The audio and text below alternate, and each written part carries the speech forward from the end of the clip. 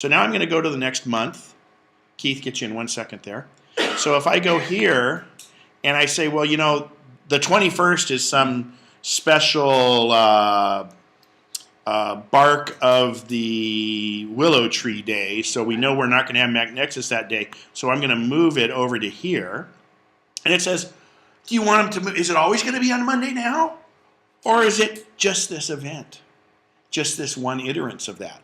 And we say, okay, just this one. For instance, we have the MacNexus Board of Directors meeting is on the first Monday of every month, but sometimes that falls on a holiday, so you could move just that one. Now, when I do that repeat function, I can't say, oh, exclude these holidays and all that, because you never know. I mean, 5 years from now, we may decide that it changed anyway.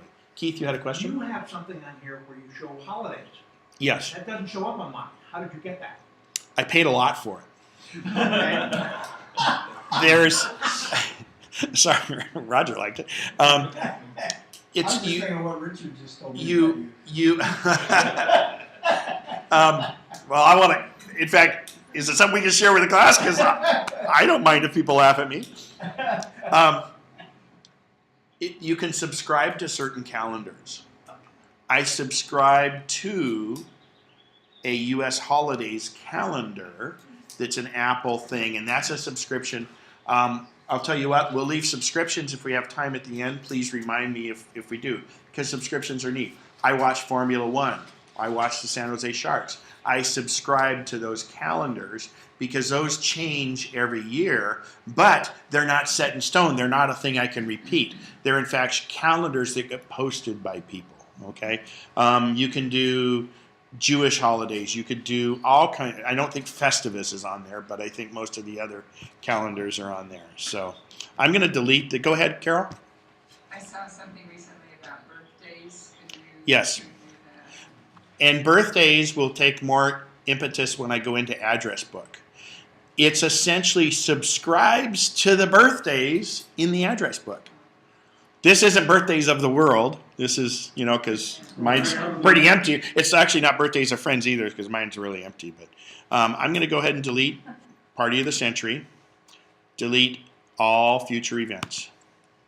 Gone. Okay?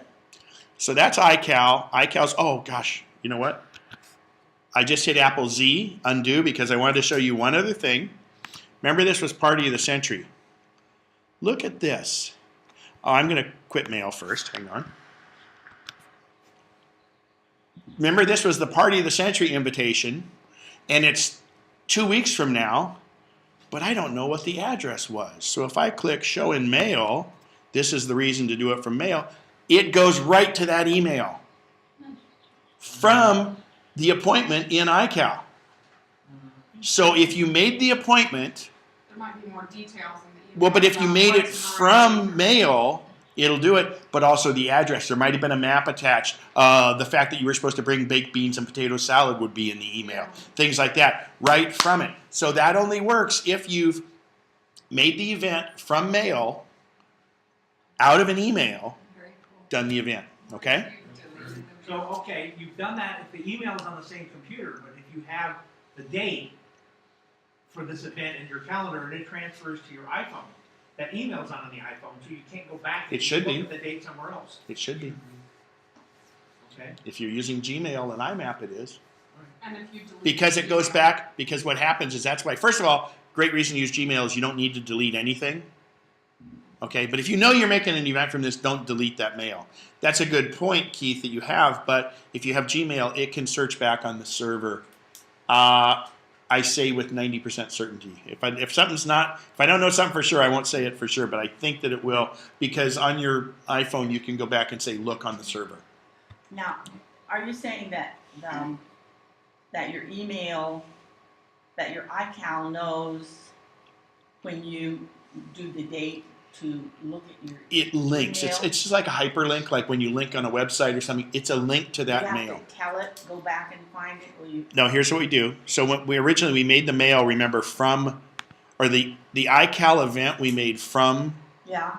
the mail. So when I go to the iCal event, Yeah. right here it says show in mail. So you And have when to it show says it. URL, it could be a website address too. You could save whatever you want there. You can attach a file to that. Let's say it was, you were going to say on this date, I want to email this flyer about Party of the Century. You could attach a file, and on this, it would bring up that file, open that file, and then you could do what you want. What file? The file you made. I mean, that's getting a little bit esoteric, and that's not a big use situation. But this one, it automatically shows mail. Show in mail is what it says. And when I click on that, look at that, it goes right to mail. It found it. Obviously, if it's deleted, it won't. There's no reason to delete mail. If I switch to my other account, you'll see about getting mail and the fact that I have 62,000 emails in my mailbox. So if I like to have a really empty email box on my mail, is this a reason to have POP and not iMail? So that if I like to delete things so that they're not like in my mind and on my, I have a really good way cluttering of, my mind I can about kind of get, I look the other way. So Obviously can with delete 62,000 this, emails. is it, and it's still It gonna depends on access it depends from- on how you have it set up. Gmail encourages people not to delete mail on the server. You can delete your mail here, but they encourage you not to it'll because, still be and on I've run my into it. Gmail. One of my Gmail accounts, the one that's my spam account, for some reason, one of my mail settings said, delete mail after 30 days. And I was really angry. Somehow it tweaked back and did that. And I had to go back and look for a mail, and it was in that point. So you can leave it on the Gmail server, but you can delete it from Apple Mail. And on your iOS devices, don't worry about deleting it because it fills more in behind. So How that's much up to you. email A lot of people like to have a zero inbox, and I think it's great.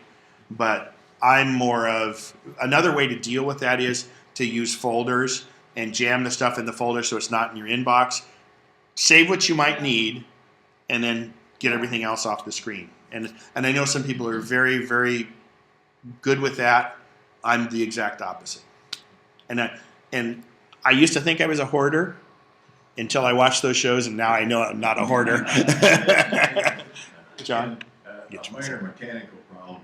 On the calendar on the left side, it has a bunch of categories, like sports or medical or whatever. And somehow The older you get, the more the medical ones are there. Yeah, right. Yeah, you got that right. My question is they just seem to appear, and I'm wondering how do I get them to disappear? How can I just get rid of those? I think. The ones on the left side? Yeah. Well, okay, so let's talk about what those are. Those are, does virtually everyone here use iPhoto? Who doesn't? Okay. iPhoto? Yeah. iPhoto. Oh, yeah. So you know how you make, or iTunes, you make albums No. or folders on the side? Well, these are like those. These are different calendars to have different things. Most people shouldn't have a bunch of things there. Excuse me. I have 4 things. Forget the subscriptions. Those are a different issue. I have work and home are what come by default. I have Empower Mac if it's an Empower Mac specific thing.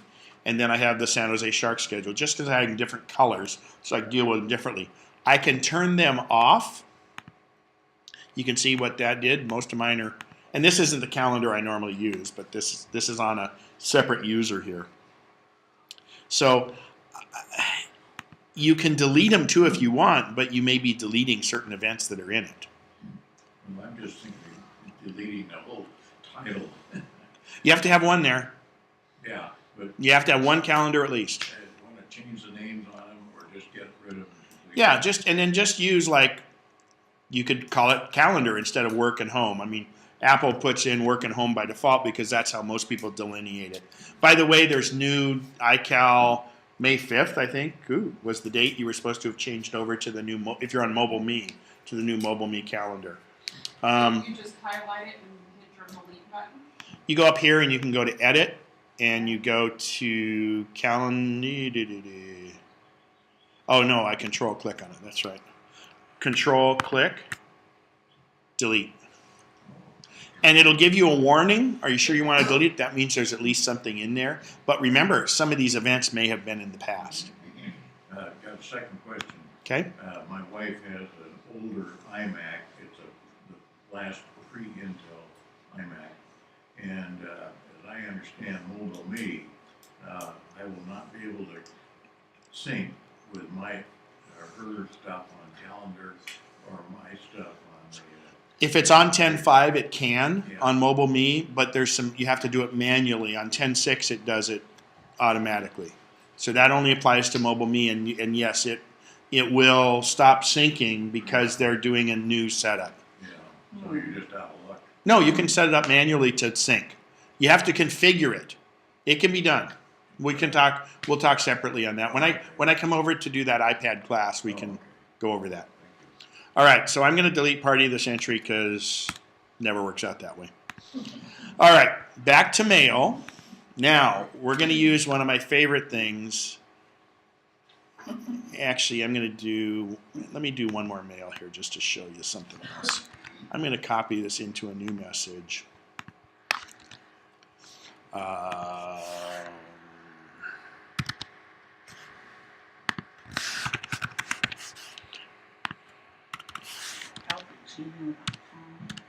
Oh, that's just what we're using for the form.